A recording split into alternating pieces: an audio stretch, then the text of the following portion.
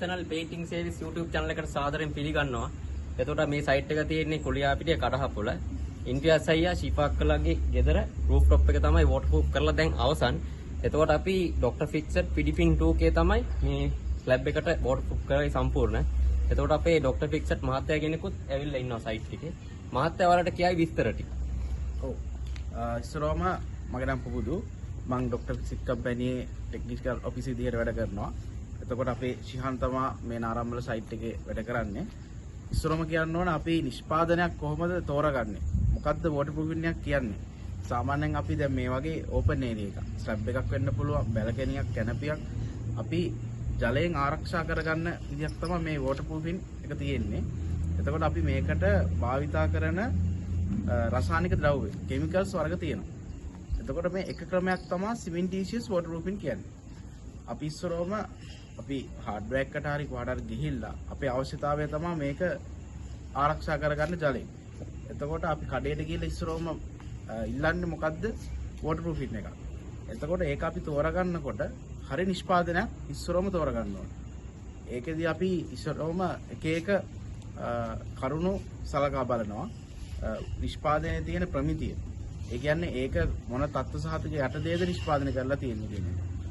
එතකොට සමා දැන් ස්විමින් pool එකකට ගන්න එක ස්ලැබ් එකට ගන්න එක ස්විමින් pool එකකට හරියන්නේ නැහැ. ඒකේ මොකද පීඩනය වැඩි. ඒ වගේ කරුණු ගණනාවක්ම අපි සලකලා බලන්න ඕනේ. එතකොට නිෂ්පාදනය විතරක් නෙමෙයි ඉතින් එහාට ඒක ඇප්ලිකේෂන් කරනකොට ඒක කරන්නේ කවුද? එයාට එක්ස්පීරියන්ස් එකක් තියනවද? එතකොට ඒක හරියට ඒ මේ නිෂ්පාදනය හරියට කොහොමද එයා භාවිතා කරන්නේ? ඒකත් අපි සැලකිලිමත් වෙන්න ඕනේ. ඒක නිෂ්පාදනයක් ගන්නකොට ඒ නිෂ්පාදනයෙන් කොච්චර වර්ගාඩි ප්‍රමාණයක් මේ කරන්න පුළුවන්ද? දැන් කිලෝ 30කින් කොච්චරක් කරන්න පුළුවන්ද? එතකොට ඒ පිළිබඳව පාරිභෝගිකයාට අනිවාර්යයෙන්ම දැනුමක් තිබිය යුතුයි. ඉතින් අපි දැන් මේ තියෙන අපි කරපු waterproofing එකක් මේක අපි apply කරලා තියෙන්නේ 2 coats. ඒ කියන්නේ මේක cementitious waterproofing එකක්. මේක සාමාන්‍යයෙන් කොටස් දෙකක් එනවා. එකක් එනවා liquid එක, අනිත් එක powder එක. ඒක සාමාන්‍යයෙන් අපි මේ දෙපැත්තකට, ඒ කියන්නේ එක අතකට ආලේප කරලා ඊට පස්සේ අනිත් අතට ආලේප කරනවා cross වෙන්න. පළමුව අපි හොඳට මේ බිම මේ සූදානම් කරගන්න ඕන පොළව මත පිට හොඳට වයර් බ්‍රෂ් කරලා හයි ප්‍රෙෂර් ගන් එකකින් වගේ හොදලා ඊට පස්සේ තමයි මේක අපි කෝට් දෙකක් ආලේප කරන්න ඕනේ. අපි පොඩ්ඩක් අතෙන් යමු. මේ වලට පේන ඇති මෙතන ගලි පාට දාලා තියෙනවා. මේක අපි මේ වතුර එළියට යන්න අපි දාලා තියෙනවා ඩවුන් පයිප්. මේ ඩවුන් පයිප් සාමාන්‍ය අඟල් දෙකේ ඒවා වගේ දාන්න ඕනේ. ඒකත් වටේට waterproofing net එක දාලා මේ ආකාරයෙන් සකසගෙන තියෙනවා. ඔව් අනිත් එක ඇන්ගල් පිලට් එකක් හදනකොට සාමාන්‍ය දැන් මේක ටයිල් කරනවා නම් ඔය ටයිල් එකේ අපේ මේෂන්ස් එයාව ගෙන්නගෙන අහන්න ඕනේ මේකට යන ලෙවල් එක කොහොමද කියලා බෙඩ් එක කපන්න. ඒකට හරියන විදිහට තමයි මේ ඇන්ගල් පිලට් එක හදන්න ඕනේ. නැත්තම් පස්සේ කඩන්න වෙනවා. මේ සාමාන්‍ය අඟල් භාගයක් විතර ඒක සෙලකියුත් වෙන්න ඕනේ. ඒ වගේ සේපෙස් එක හදලා මේක ට්‍රැක් එක වගේ තිබ්බොත් ඒවට සීලන්ට් තියනවා. නැත්තම් Dr. Fixed මේ සුපර්ලේටෙක්ස් කෙමිකල් එක පොලිමර් එක භාවිතා කරලා මේ ට්‍රැක්ස් ටික වහගන්න තමයි ඇප්ලිකේෂන් එකට යන්න ඕනේ. කියන්න අපේ මහත්තයා ඉන්නවා. ඔව්. එතකොට ඒ වගේ අපි මෙෂියන් කිව්වා වගේ මේ ඇන්ගල් ෆ්ලෙට් එකක් හදද්දී ඒ කෙමිකල් එක. ඒ කියන්නේ සාමාන්‍යයෙන් අපි ඇන්ගල් ෆ්ලෙට් කියන්නේ මේ බිත්ති මුල්ල.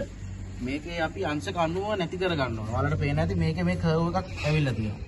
මේක අපි සාමාන්‍යයෙන් සිමෙන්ති වලට පොලිමර් මොඩිෆයිඩ් ලික්විඩ් එකක් එකතු කරලා තමයි මෙතන බිත්ති මුල් අපි මේ සකසගෙන තියෙන්නේ. ඔයාලට පේනවා ඇති මෙතන අපිට net එකක් දාලා තියෙනවා.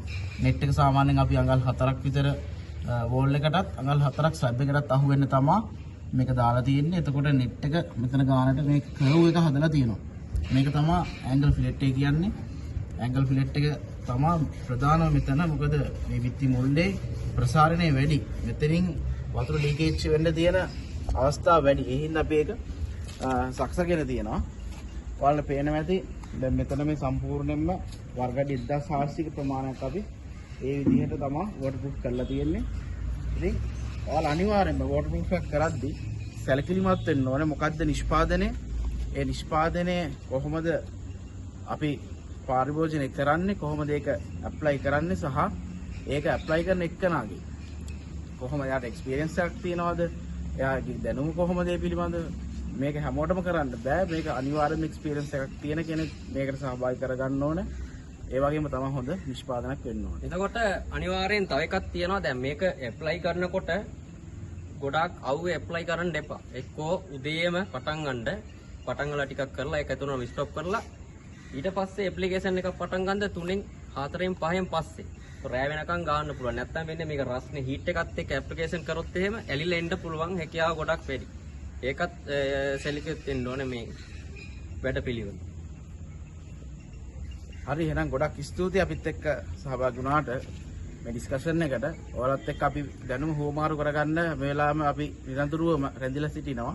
ඉතින් හරියට නිෂ්පාදන ගැන දැනුවත් වීම ලබා ගන්න අපිත් එක්ක සම්බන්ධ වෙන්න. එතකොට අනිවාර්යයෙන්ම අපි අන්තර්ජාලයෙන් වෙන්න පුළුවන් අපිව මේ සහභාගී කරවගන්න. ඊට පස්සේ තමයි හරි නිෂ්පාදනයක් අරගෙන හරි විදිහට වැඩේ වෙන්න ඕනේ. එතකොට අපි ඩොක්ටර් ෆික්සඩ් කම්පැනි මාතය කෙනෙක් ගෙන්නලා සයිට් එක පෙන්නලා වැඩේ හරි විදියට කරලා දෙනවා. එතකොට අපි කෝල් එකක් දවස් 2-3කට කලින් කෝල් එකක් දුන්නොත් කම්පැනියෙන් ඇවිල්ලා ඔයාලා සයිට් බලලා කොටේෂන් එක පවා හරියට අපි කම්පැනි වලින් ලබා දෙනවා. එතකොට ෆ්‍රෙන්ඩ්ස් මේ වගේ මේ ඔයාලගේ සයිට්ස් තියෙනවා නම් වෝටර්ප්‍රූෆ් කරගන්න පුළුවන් ඩොක්ටර් ෆික්සඩ් ප්‍රොඩක්ට් එක පාවිච්චි කරලා ඔයාලට කරගන්න පුළුවන්. එතකොට Shiyan professional painting service YouTube channel එක සාදරයෙන් පිළිගන්නවත් අතර තව වීඩියෝ එකකින් හම්බෙමු. බයි කියලා මගේ වීඩියෝ එක අවසන් කරගන්න ඕනේ. Thank you.